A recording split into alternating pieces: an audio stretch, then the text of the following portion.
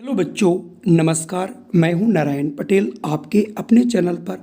आज हम बात करेंगे अटल आवासीय विद्यालय, जिसके एग्ज़ाम आपके इसी जून में होने वाले हैं और इस समय फॉर्म डाले जा रहे हैं। अगर आपको फॉर्म के बारे में जानकारी नहीं है तो आप हमारी प्लेलिस्ट में अटल आवासीय विद्यालय तैयारी में जा कर के सारी वीडियो देख सकते हैं। इसमें हम सतत रूप से आपको जानकारी देते रहते हैं और इसमें जो मॉडल पेपर्स हैं उनके बारे में डिस्कस करते हैं। तो आज का हमारा मोस्ट पॉपुलर वीडियो होने वाला है, जिसके अंदर हम बताएंगे आप लोगों को कि अटल आवासीय विद्यालय का गणित का जो पेपर है वो कैसा आने वाला है। और इसके पहले भी मैं 3 पेपर डाल चुका हूँ और ये मेरा चौथा पेपर है। तो आज मेरे साथ बने रहिए, कॉपी और कलम हाथ में लीजिए और देखिए हमारे साथ आप कितने क्वेश्चन कर पाते हैं। निश्चित तौर पर अगर आप 10 में से 10 क्वेश्चन करते हैं तो आपकी तैयारी 100% सम्मानजनक है और आप उसमें 100% सफल होंगे। तो सबसे पहला हमारा प्रश्न आपके सामने ये रहा, 2 अंकीय अभाज्य संख्याएं कितनी होंगी जिनका प्रत्येक अंक भी अभाज्य हो। कहने का मतलब यह है अभाज्य संख्याओं को 2 अंकी, अगर 2 अंकी सबसे छोटी अभाज्य संख्या की बात यहाँ पर करता हूं तो आपको भी थोड़ा सा यहाँ पर समझना पड़ेगा। मान लो 11 है, ठीक है। जैसे मान लेते हैं यहाँ पर यह संख्या आपकी 11 है, तो आपने यहाँ ये 11 देखा तो इसमें देखिए 1 और 1 के दोनों कह रहा प्रत्येक अंक भी अभाज्य, लेकिन एक अभाज्य नहीं। तो इसका मतलब ये जो है हमारी अभाज्य संख्या 2 अंक की नहीं होगी जिसके दोनों अंक अभाज्य हों। लेकिन उसी तरीके से अगर हम देखिए 23 लिखते हैं, 23 में 2 और 3 दोनों अभाज्य संख्याएं। इसके बाद अगर मैं अगली संख्या बढ़ता हूँ 37, इसमें 3 और 7 दोनों अभाज्य संख्याएं। इसी प्रकार से अगर हम 53 की बात करें तो 53 भी हमारी 5 और 3 दोनों अभाज्य संख्याएं। और लास्ट में एक आती है 73, 7 और 3 ये दोनों ही जो है क्या है अभाज्य संख्या। तो कुल मिला के ये अगर 100 तक अगर हम संख्या देखें, कहने का मतलब है 10 से लेकर के 99 तक यानी 2 अंक की संख्याएं होती हैं। और अगर इसमें हम 2 अंकी ऐसी अभाज्य संख्याएं देखें जिनके प्रत्येक अंक भी अभाज्य हो तो वो संख्या में टोटल होंगे बच्चों 4। देखिए 1, 2, 3 और 4। तो यहाँ से ऑप्शन बी वाला आपका बिल्कुल सही होगा और आपने ही संभवतः यही आंसर लगाया होगा। तो तैयार हो जाइए दूसरे क्वेश्चन के लिए। हमारा देखिए दूसरा प्रश्न आपके सामने ये रहा। दूसरा प्रश्न है 0.12 इंटू 12 इंटू 0.012 का मान क्या होगा। यानी यहाँ पर तीनों का आपको गुणा करके दिखाना है। कहने का मतलब है दशमलव, यहाँ पर 1, 2 इंटू आपको 12 इंटू 0.012 इसकी गुणा करनी है। तो पहले हम 12 को 12 से गुणा करेंगे तो 12 बरे हम 144 आता है, इंटू फिर 12 से गुणा कर लेंगे। दशमलव की गणना हम बाद में कर लेंगे।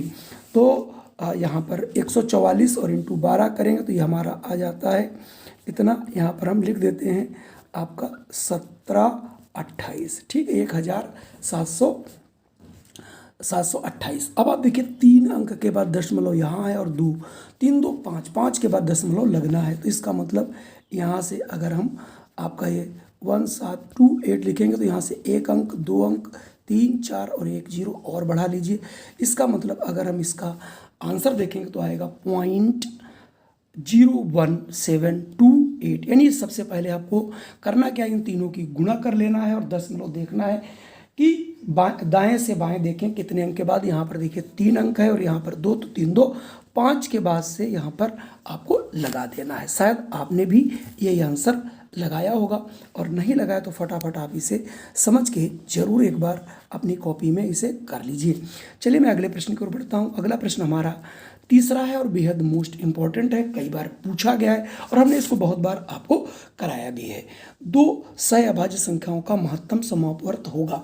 तो सह अभाज्य क्या होती है मैं आपको बता दूं। कोई ऐसे 2 जोड़े आपको लिखने हैं बच्चों, वो जोड़े जैसे 2 और 3, 11 और मान लीजिए आपका 13, या आपने लिखना है 8 और 9। ये सारे अभाज्य जी हमारे सब सह अभाज्य हैं। सह अभाज्य का मतलब होता है ऐसे 2 संख्याओं का जोड़ा जिसमें कोई भी अंक कॉमन न हो। कहने का ये मतलब कोई भी ऐसा गिनती ना मिले जिसे दोनों अंक कटते हों एक के अलावा। तो अब आप समझ सकते हैं, अगर आपसे 2 और 3 सहभाज्य, अगर इसका कोई लघुत्तम समापवर्त पूछे, महत्तम समापवर्त पूछे तो क्या लिखोगे। 2 अब जैसे 2 है और 3 है तो 2 के गुणनखंड क्या लिखोगे, 2 × 1, 3 को क्या लिखोगे 3 × 1, इसका मतलब दोनों में कॉमन संख्या क्या होगी 1 होगी। तो चूंकि जब किसी से कटते ही नहीं तो उनको सर्वविभाजक क्या होगा 1 होगा, तो यहाँ से ऑप्शन बी वाला सही होगा। यहाँ पर ऑप्शन ए बी सी थोड़ा उल्टे क्रम में लग गए, उस पर आपको ध्यान नहीं देना। तो यहाँ पर अगला हमारा प्रश्न है 4 घंटे 30 मिनट व 42 सेकंड का औसत क्या होगा। तो यहाँ पर औसत बराबर होता है संख्याओं का योग बटे कितनी संख्या है, यानी वस्तुओं का योग बटे वस्तुओं की संख्या। तो यहाँ पर हमारे पास देखिए 4 घंटे है 30 मिनट और 42 सेकंड है, लेकिन आंसर यहाँ पर अगर आप देखें तो सेकंड में आ रहा है। जब सेकंड में आ रहा तो यानी इन सभी चीज़ों को हम सेकंड में बदल लेंगे। तो सबसे पहले हमारे पास है 4 घंटे, तो 4 घंटे को अगर हम बच्चों 60 से करेंगे तो ये बन जाए 1 घंटे में होता है 60 मिनट, और 60 मिनट को अगर हम 60 से जो ये मिनट आए मिनट को 60 से गुणा कर देंगे तो बन जाएंगे सेकंड। तो इसको जब हम गुणा करते हैं तो आता है 14,400 सेकंड। अब अगर हम 30 मिनट की बात करें बच्चों तो 30 मिनट 1 मिनट में होता है 60 सेकंड। जब गुणा कर देंगे 60 तो 18 तो आ जाएगा ये 1800 सेकंड। ठीक है, फिर है 42 सेकंड, तो 42 हम इसमें जोड़ देंगे। जैसे ही हम इसको जोड़ते हैं तीनों को, क्योंकि हमें तीनों को पहले जोड़ना पड़ेगा, तो ये 2 आ जाएगा, यहाँ से 4 आ जाएगा, फिर 2 आ जाएगा, और ये यहाँ पर 5 और 6 यानी 16,142। तो अगर मैं औसत की बात करूं तो यहाँ से जो औसत निकल के आएगा बच्चों कुल योग, तो ये कुल योग हो गया 16,242। और कितनी चीज़ें थी 3 से हम भाग कर देंगे, 3 5 15, 3 चक्कू 12, 3 इक्कम 3, 3 चक्कू 12, यानी 5,414 सेकंड। 5,414 सेकंड ऑप्शन सी वाला यहाँ से सही होगा। अगर मैं अगले प्रश्न की यहाँ बात करूँ तो अगला प्रश्न बहुत बच्चे इसको गलत करते हैं, मोर देन 90% इस प्रश्न को गलत करते हैं कि 10 इकाई, दहाई, सैकड़ा, हज़ार, दस लाख, 1 लाख को 100 से भाग किया जाए फिर उसे 10 से भाग किया जाए। तो बच्चे यहाँ पर करते क्या हैं, 2 तरीके अपनाते हैं। कभी कभी वो सबसे पहले इसको भाग करते हैं फिर इसको भाग करते हैं, तो ये गलत आंसर होगा। आपको करना क्या, सबसे पहले कि जो आपका यहाँ पर 1 लाख लिखा गया है इसको हम देखिए 100 से भाग, सबसे पहले इसको हम 100 से भाग करेंगे फिर भाग 10 लिखेंगे। 1 0 कट जाएगा, आ जाएगा ये 1000। 1000 को बच्चों फिर हम अगर 10 से भाग करो तो ये आ जाएगा 1000 बटे 10, तो 1 0 कट जाएगा तो कितना आ जाएगा 100। इसका मतलब ये 100 यहाँ से उत्तर होगा। अगर आप इसमें बहुत से बच्चे हमारे क्या करते हैं, मैं आपको यहीं पर करके भी दिखा दे रहा हूँ जो आप गलतियाँ करते हो, 100 और भाग यहाँ 10 करते हैं। तो बहुत से बच्चे यहाँ पर हमारा 1 लाख लिखते हैं, फिर ये भाग 10,000 100 को 10 से कर देते हैं, ये 10 आता है, फिर ये 1 लाख को 10 से भाग कर देंगे तो 1 0 कट जाएगा। इस हिसाब से आपका उत्तर 10,000 आएगा, जो कि ये गलत होगा। तो सबसे पहले याद रखना, जब भी भाग की क्रिया करनी है तो शुरुआत से ही यानी आपको बाएं से दाएं की ओर करना है, ना कि दाएं से बाएं की ओर। ये बहुत याद रखने योग्य बात है, इसे आप लोग जरूर याद रखिएगा। ये इस प्रश्न का इस हमारे वीडियो का सबसे अच्छा क्वेश्चन था जिसे आपको हमने बताया। अगर मैं अगले प्रश्न की बात करूं, अगला प्रश्न भी बेहद आसान प्रश्न है जिसे आप बहुत आसानी से कर लेंगे। किसी मिठाई में 40% चीनी है, यानी कोई मिठाई अगर आपके सामने रखी जाती है जिसमें 40% उसमें क्या है जो चीनी है, तो आपसे पूछ रहा है 4.8 किलोग्राम मिठाई में कितनी चीनी होगी। कोई इसमें कुछ आपको नहीं करना है, क्योंकि मिठाई की मात्रा दी गई है 4.8। ये मिठाई है और इस मिठाई में 40% आपकी क्या है चीनी है, वही चीनी की मात्रा पूछी जा रही है। तो आप क्या करेंगे 4.8 × 40 करेंगे और इसे आप 100 से कर देंगे डिवाइड, तो 1 0 कट जाएगा। और अब हम पहले गुणा कर लेंगे, 10 से भाग करना बहुत आसान होता है। जैसे ही हम भाग या गुणा करेंगे तो मैं गुणा करके देखिए थोड़ा सा इधर लिख ले रहा हूँ। 4 8 32 के 2 और 4 चक्कू 16 3 19 और 1 के बाद दशमलव था तो हो जाएगा 19.2। 10 से भाग करोगे तो 1 अंक के बाद और दशमलव लग जाएगा, तो 1.92 किलोग्राम चीनी होगी, जो कि आपने यहाँ से देखा। और ये ऑप्शन आपको सी में दिखाई पड़ रहा होगा। मैं सी वाला ऑप्शन आपको दिखा दे रहा हूँ और यहाँ पर टिक भी कर दे रहा हूँ। चलिए बढ़ते हैं हम अगले प्रश्न की ओर। अगला प्रश्न हमारा परसेंटेज से है, जिसे आप लोग बहुत आसानी से करते भी हो। चलिए मैं इसको करके आपको दिखाता हूँ।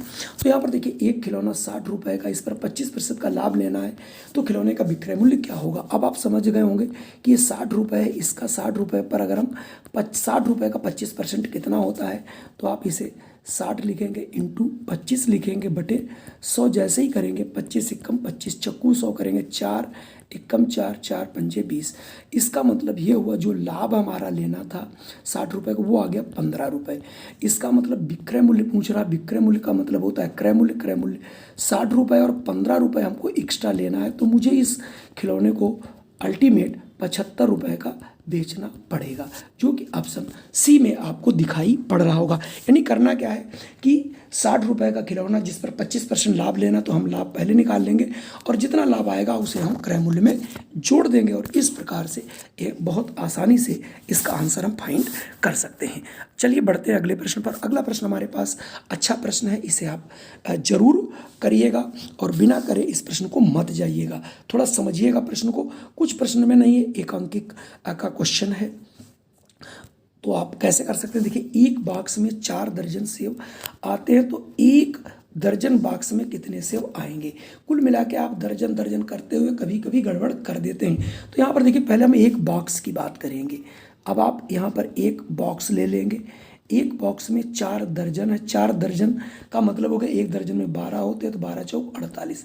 इसका ये मतलब हो गया एक बॉक्स में 48 जो सेब आएंगे। तो आपसे पूछा जा रहा है एक दर्जन बच्चों होते हैं 12, तो 12 बॉक्स में कितने आ जाएंगे। इसका मतलब उसने कहा था एक दर्जन बॉक्स, तो यानी एक दर्जन बॉक्स का मतलब 12 जो है बक्से, तो 12 बक्से में कितना आएगा, चूंकि एक में आता है 48 इंटू 12 आप कर देंगे, तो टोटल कितना सेव आएगा यहाँ से आप बहुत आसानी से निकाल लेंगे। तो 12 ठीक 96, 96 6 लिख देंगे, हासिल 9 कर देंगे, और 12 चौक 48, 48 और 9 हो जाएगा 57, यानी 576 सेव आएगा, जो कि ऑप्शन आपका बी में दिखाई पड़ रहा है।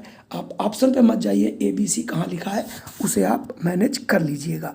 चलिए बढ़ते हैं अगले प्रश्न पर। अगला प्रश्न हमारा 9th क्वेश्चन है, काफ़ी अच्छा प्रश्न है, इसे आप जरूर करिए। एक वर्ग की भुजा, अगर आप एक वर्ग की बात करें, ये वर्ग है, उस वर्ग की भुजा ये √2 है, √2 है, क्योंकि वर्ग की सभी भुजाएं बराबर होती है। तो विकर्ण की लंबाई क्या होगी, तो ये देखिए इसका विकर्ण होता है, और सदैव विकर्ण जो होता है, विकर्ण मतलब सबसे लंबा होता है, और विकर्ण बराबर होता है भुजा √2। तो चूँकि यहाँ पर भुजा भी √2 है, √2 पहले से सूत्र में है, तो √2 मिलके हो जाएगा 2 दूनी बच्चों ये 4, और 4 का वर्गमूल होता है 2। इसका मतलब इसका जो विकर्ण होगा वो होगा 2। कुल मिला के ये हमारा 9वां प्रश्न था। आइए देखते हैं 10वां प्रश्न। अगला 10वां प्रश्न है, नीचे दी गई सूचनाओं को ध्यानपूर्वक पढ़िए तथा प्रश्न का सही उत्तर चुनिए। तो देखिए, बेचे गए केले मार्च में, अप्रैल में, मई, जून, जुलाई, ये दी गई संख्या, इसको हम आगे बढ़ाते हैं। यहाँ पर एक जो दर्जन है, एक जो केला है, ये 5 दर्जन के बराबर है। तो दिए गए माहों में के अंतर्गत बेचे गए केलों की कुल संख्या कितनी है। तो सबसे पहले हम यहाँ पर ये पता करने की कोशिश करेंगे कि कितने कितने केले जो है हर माह बेचे गए हैं। तो सबसे पहले अगर मैं मार्च की बात करूँ, तो यहाँ पर देखिए 6 केले बने हुए हैं, फिर अगले में देखिए 3 बने हैं, फिर 5 बने, फिर 2 बने, फिर ये 7 है। तो मैं सबको मैं अगर जोड़ लेता हूँ, तो यहाँ पर देखिए 9 5 14, 14 और 2 14 और 2 आपका हो जाएगा 16, 16 और 9 23, यानी ये सिंबल जो बने हैं ये 23 हैं, और एक सिंबल बराबर है 5 दर्जन। तो हम गुणा जब करेंगे तो 5 3 15, 5 दूनी 10 11, यानी 115 दर्जन केले बेचे गए हैं इन विभिन्न माहों में। तो चूंकि एक दर्जन में होता है 12, तो इसको हम 12 से गुणा कर देंगे, तो 12 पंजे 60, 12 एकम 12, 6 18, 12 एकम 12 13, यानी कुल मिला के इन माहों में 1380 केले बेचे गए। तो ये थे आज के हमारे 10 प्रश्न। कैसे लगे, निश्चित तौर पे ये प्रश्न पसंद आए होंगे। अगर ये प्रश्न पसंद आए तो वीडियो को लाइक करना ना भूलिएगा, और अपने इष्ट मित्रों को इसे शेयर जरूर कीजिए। अगर चैनल पे पहली बार है तो इसे सब्सक्राइब कर लीजिए। इस प्रकार की वीडियो हम दिन प्रतिदिन बनाते रहते हैं। जय हिंद, वंदे मातरम।